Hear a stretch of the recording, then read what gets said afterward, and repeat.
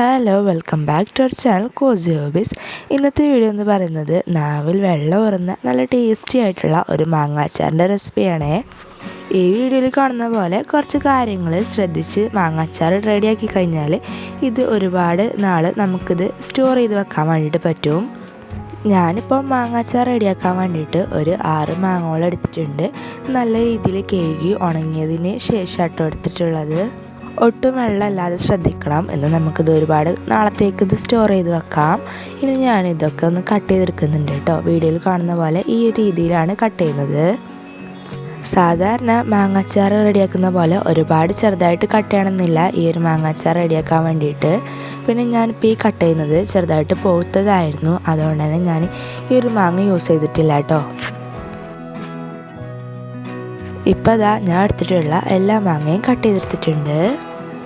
ഇനി ഞാനിത് ഇതുപോലത്തെ ഒരു പാത്രത്തിലേക്ക് മാറ്റി കൊടുക്കുന്നുണ്ട് കേട്ടോ.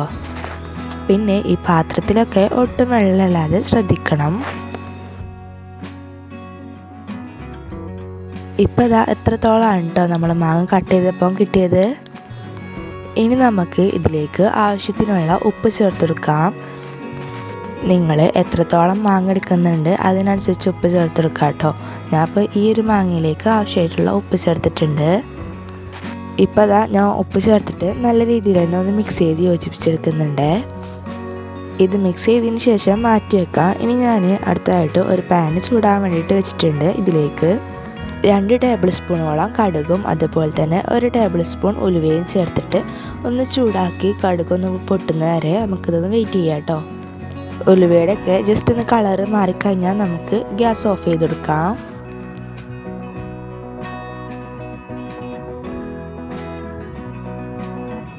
ഇപ്പോൾ അതാ ഉലുവയുടെ ഒക്കെ കളറും മാറിയിട്ടുണ്ട്, അതുപോലെ തന്നെ കടുകൊക്കെ ചെറുതായിട്ട് പൊട്ടി തുടങ്ങിയിട്ടുണ്ട് കേട്ടോ.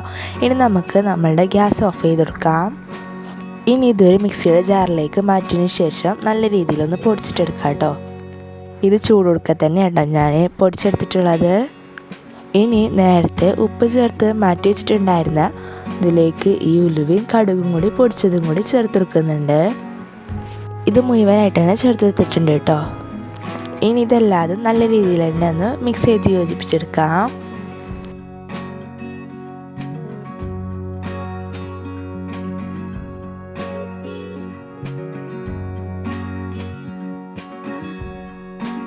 ഇപ്പോൾ ഇതാ നല്ല രീതിയിൽ തന്നെ മിക്സ് ചെയ്ത് യോജിപ്പിച്ചെടുത്തിട്ടുണ്ട്. ഇനി അടുത്തതായിട്ട് ഒരു 6 ടേബിൾ സ്പൂണോളം കാശ്മീരി ചില്ലി പൗഡർ ആട്ടോ ചേർത്തെടുക്കുന്നത്. സാധാ മുളക് പൊടിയാണെന്നുണ്ടെങ്കിൽ ഇത്ര ചേർക്കണ്ട, കാശ്മീരി ആയതുകൊണ്ട് കേട്ടോ ഞാൻ അത്ര ചേർത്തത്. എരിവുള്ള മുളക് പൊടിയാണെന്നുണ്ടെങ്കിൽ എരിവ് നോക്കിയിട്ട് അതിനനുസരിച്ച് ചേർത്തെടുക്കാം. ഇനി ഇതും കൂടി ചേർത്തിട്ട് നല്ല രീതിയിൽ തന്നെ ഒന്ന് മിക്സ് ചെയ്തെടുക്കുന്നുണ്ട് കേട്ടോ.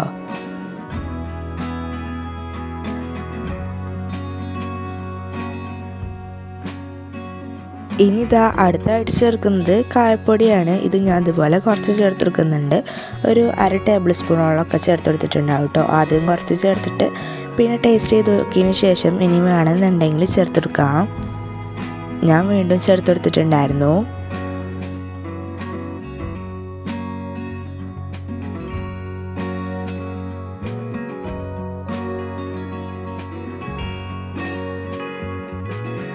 ഇനി ഞാൻ അടുത്തതായിട്ട് നല്ലെണ്ണ എടുത്തിട്ടുള്ളത് ഗ്യാസിന്മേൽ ചൂടാൻ വേണ്ടിയിട്ട് ഒരു പാൻ വെച്ചിട്ടുണ്ട്. ഇതിലേക്ക് നമ്മൾ നല്ലെണ്ണ ചേർത്തെടുക്കുന്നുണ്ട് കേട്ടോ. ഞാൻ ഏകദേശം ഒരു 1/2 കപ്പോളം നല്ലെണ്ണ ചേർത്തെടുത്തിട്ടുണ്ടാവും. ഇത് ഒരുപാട് നാൾ കേടാവാതിരിക്കാൻ കേട്ടോ നല്ലെണ്ണ തന്നെ ചേർക്കുന്നത്. ഞാൻ ഇപ്പോൾ കുറച്ച് മാങ്ങ എടുത്തിട്ടുള്ളൂ, അതുകൊണ്ടാണ് 1/2 കപ്പോളം എടുത്തിട്ടുള്ളത്. നിങ്ങൾക്ക് എത്ര വേണം അതിനനുസരിച്ച് എടുക്കാം കേട്ടോ. ഞാൻ ഇതിലേക്ക് 1 ടേബിൾ സ്പൂണോളം കടുകും കൂടി ഇട്ടെടുത്തിട്ടുണ്ട്. കൂടെ തന്നെ ഒരു 1/2 ടേബിൾ സ്പൂണോളം ഉലുവയും ചേർത്തിട്ടുണ്ട്. ഇനി കടുകൊക്കെ ഒന്ന് പൊട്ടി വരുന്ന വരെ ഒന്ന് വെയിറ്റ് ചെയ്യാം. കടുകൊക്കെ ഒന്ന് പൊട്ടിക്കഴിഞ്ഞാൽ പിന്നെ ഗ്യാസ് ഓഫ് ചെയ്തതിന് ശേഷം കുറച്ച് മഞ്ഞൾപ്പൊടി ഇതുപോലെ ചേർത്തിട്ട് മിക്സ് ചെയ്ത് കൊടുക്കുന്നുണ്ട് കേട്ടോ. ഒരു 1/4 ടീസ്പൂണോളമൊക്കെ മഞ്ഞൾപ്പൊടി ചേർത്തിട്ടുണ്ടാവും. ഇനി നമ്മൾ നേരത്തെ റെഡിയാക്കി വെച്ചിട്ടുണ്ടായിരുന്ന ഈ മാങ്ങയിലേക്ക് ഇത് ചേർത്തെടുക്കുന്നുണ്ട്. ഇനി നമുക്ക് ഇത് എല്ലാതും കൂടി നല്ല രീതിയിൽ തന്നെ ഒന്ന് മിക്സ് ചെയ്തെടുക്കാം.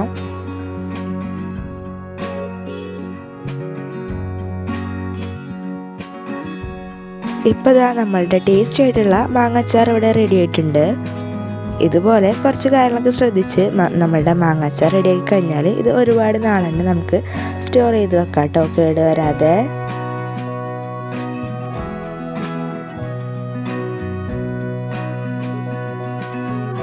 പിന്നെ ഞാനത് ഒട്ടും വെള്ളമില്ലാത്ത കുപ്പിയിലേക്ക് മാറ്റി കൊടുക്കുന്നുണ്ട്.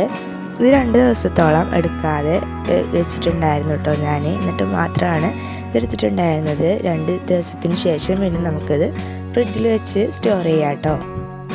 2 ദിവസം കഴിഞ്ഞ് എടുക്കുന്നതാണ് ഏറ്റവും നല്ലത്. കാരണം എന്താണെന്ന് വെച്ചാൽ എന്നാൽ മാത്രമേ ഇതൊക്കെ നമ്മുടെ മാങ്ങയിലേക്ക് പിടിക്കുള്ളൂ കേട്ടോ. പിന്നെ ഈ ഒരു അച്ചാറിൻ്റെ റെസിപ്പി ഇഷ്ടമാവുകയാണെന്നുണ്ടെങ്കിൽ ചാനൽ സബ്സ്ക്രൈബ് ചെയ്യാത്തവർ ഒന്ന് സബ്സ്ക്രൈബ് ചെയ്യുക. അതുപോലെ തന്നെ വീഡിയോ ഇഷ്ടപ്പെട്ടാൽ ലൈക്ക് ചെയ്യുക, ഷെയർ ചെയ്യുക. അപ്പോൾ അടുത്ത വീഡിയോ ഇട്ട് കാണാം. ബൈ.